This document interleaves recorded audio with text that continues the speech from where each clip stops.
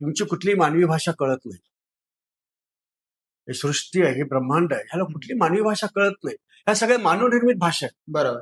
ब्रह्मांडाला फक्त एकच भाषा कळते, स्पंदनांची.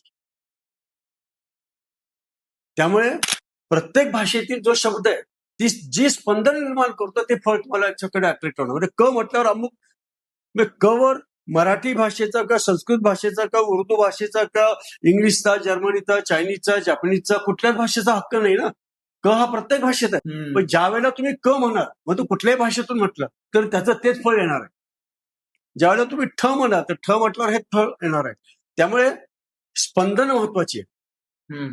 या विश्वाला फक्त स्पंदनाची भाषा करते. त्यानंतर पुढे आपण थोडा नंतर आपण एक्सप्लेन करू, एलॅबरेट करू. पण या विश्वाला इतर कुठली भाषा कळत नाही, फक्त स्पंदनाची भाषा कळते. विश्वाला फक्त स्पंदनं कळतात. मानवनिर्मित भाषा हे मानवानी एकमेकाशी संवाद साधण्यासाठी निर्माण केलेले एक माध्यम आहे.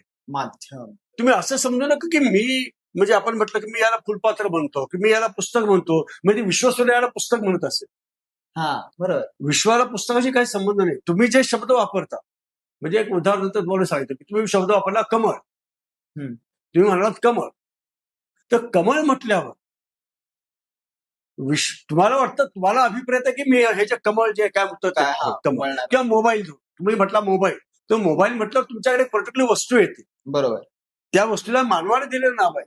ब्रह्मांडाला ते कळत नाही. ब्रह्मांडाला मोबाईल म्हटल्यावर मोची स्पंदने, बाची स्पंदने, ईची स्पंदने, ल ची स्पंदने, हे चारही अक्षराच्या स्पंदनांचा संच म्हणून जे काही निर्माण होईल ते विश्व त्या ब्रह्मांडापर्यंत पोहोचेल आणि मग ब्रह्मांड तुम्हाला ते रिटर्न मध्ये देईल.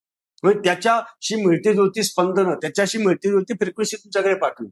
गरज नाही तुम्हाला हवा असलेला मोबाईलच देईल. तुम्ही, कारण मोबाईल हे तुमच्या भाषेतलं नाव आहे. विश्वाला स्पंदनं कळतं, स्पंदनं जे काही क्रिएट करेल, मोबाईल म्हणा किंवा कमळ म्हणताना किंवा काही म्हणताना, जे विश्व हे काही जी स्पंदनं निर्माण करेल, त्या स्पंदनाशी अनुरूप परिणाम, अनुरूप रिझल्ट, अनुरूप घटना हे तुमच्या बाबतीत घडतं.